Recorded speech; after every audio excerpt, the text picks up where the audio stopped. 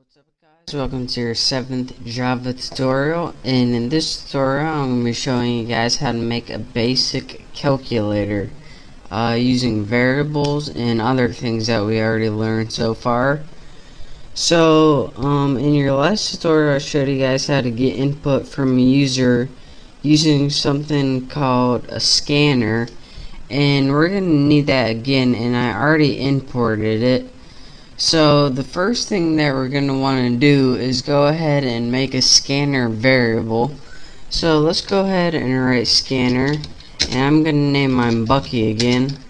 And again I'm going to set it equal to new scanner, and also I want to put system in so it knows where to get input from.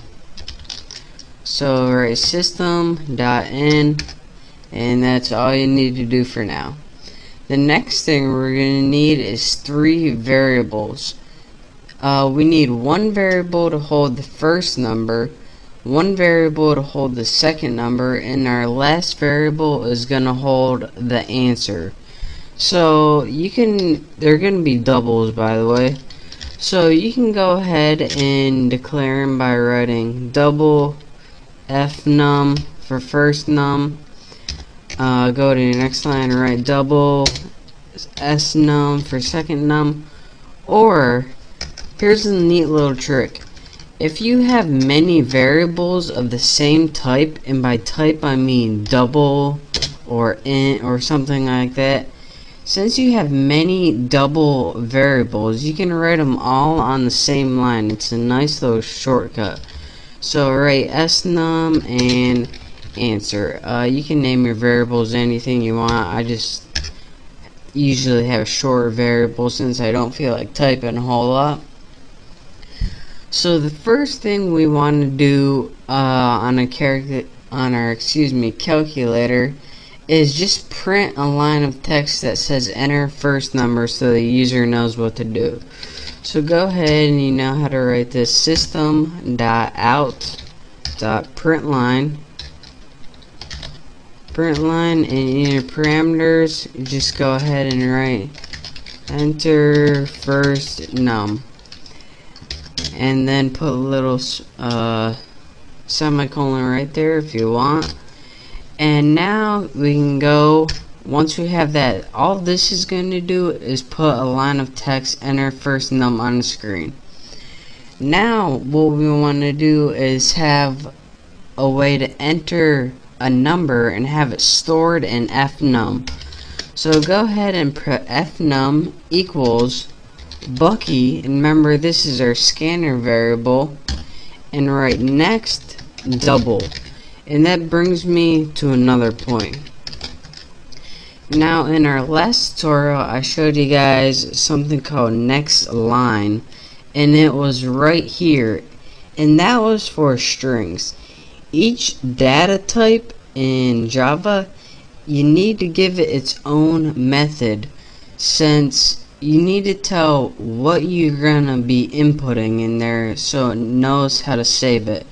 For example, if this was strings you're gonna input in there, like hello, you're gonna put next line, but since we're inputting a number, you're gonna want next double, because double is a type of number.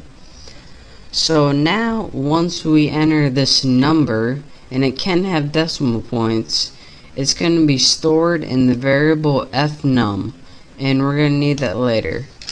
So now we have to do this exact same thing for the second number. So let's go ahead and copy this line since I'm too lazy to type it. Where's the copy? There you are at Haas. And next we want to print enter second number. And now we just need to do the same thing. Go ahead and copy this, and after that prompt pops up, you're gonna, there we go, you're gonna want to store this variable in snum. So the first number you're gonna type is gonna be stored in the variable fnum, and the second number you type is going to be stored in the variable snum. This stands for first number and second number. Now what we want to do to get that answer that we have those variables is just add them together. So go ahead and write answer equals, and you're going to want to write fnum plus snum, and now we have whatever number that fnum and snum is going to be stored in answer.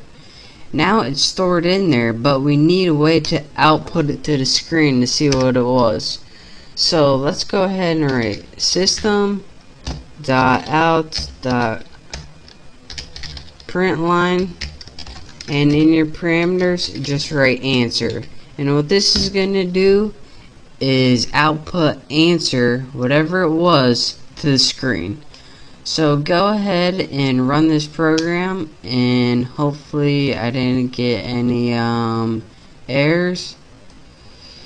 And here's our program right here. Enter first number. Let's do 34.6.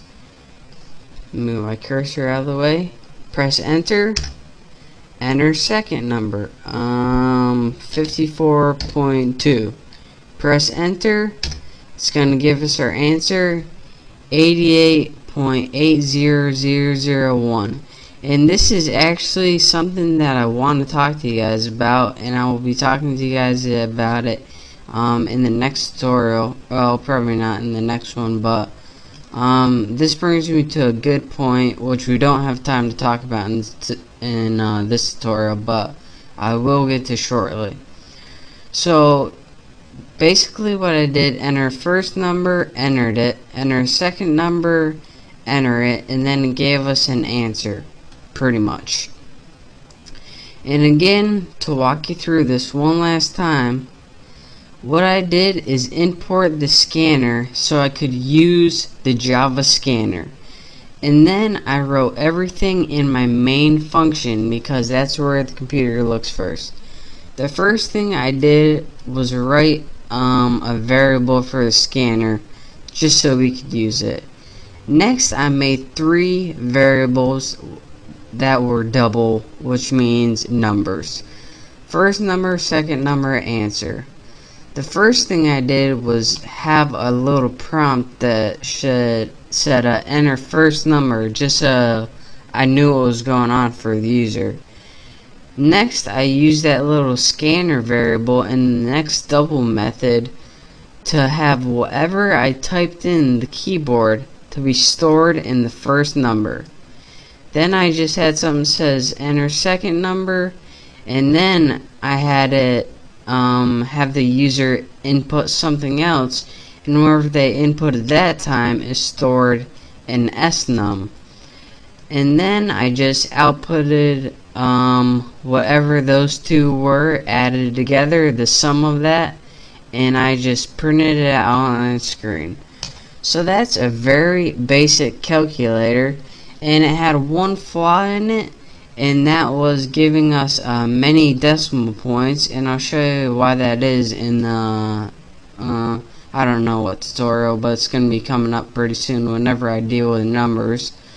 But again, that's a basic calculator. That's how you build it, using a new method called next double that we learned, and also how to combine everything we learned so far and build a functioning program.